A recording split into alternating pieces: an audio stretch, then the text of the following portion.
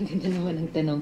Well, every generation ng mga kabataan ay sinabihan ng nakatatanda na di nyo alam yan. So, kumbaga, wala kayong K na makialam. But every generation of youth ay naging bahagi din ng mga kilusan para sa pagbabago nung panahon nila.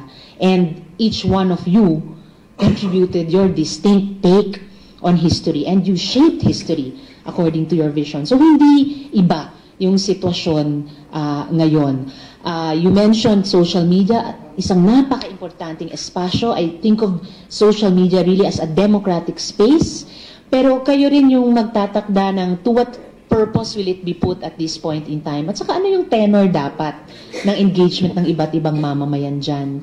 I always say na social media, democratic space, pero ano din, low-risk activism, at yung accountability, never na dapat i-enforce ng censorship, pero kailangan ng self-regulation. And lalo na ngayon, I think that is also called for para ibalik yung civility, ibalik yung pagpapahalaga sa critical thinking sa social media. At kayo na mga kabataan, karamihan kayo ng populasyon ng netizens sa social media, you can do a lot to shape that. At bunga ng inyong engagements, kahit sa social media, I'm sure marami kayong mayamang maibabaon sa engagement nyo with the older generations. In any case, the time will come na kayo na talaga yung keepers of that flame, yung pag-alala sa nakaraan at yung pagpaso ng flame na yan to the next generation.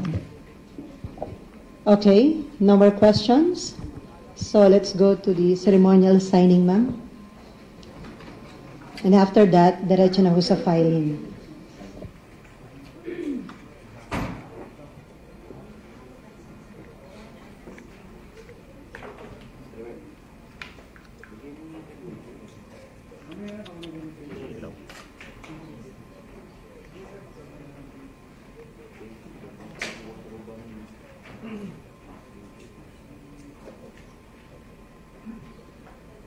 Bakit ka nakilaw?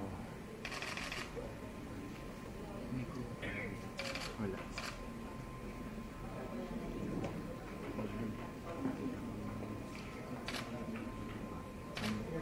Mag-type ako tapos mag-provide lang ako. May naman ako.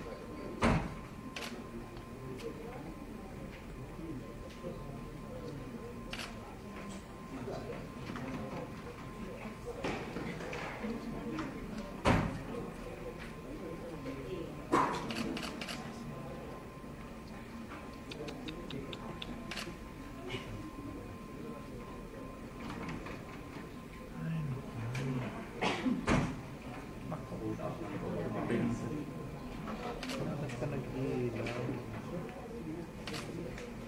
Nakadokyo ako. Basa lang.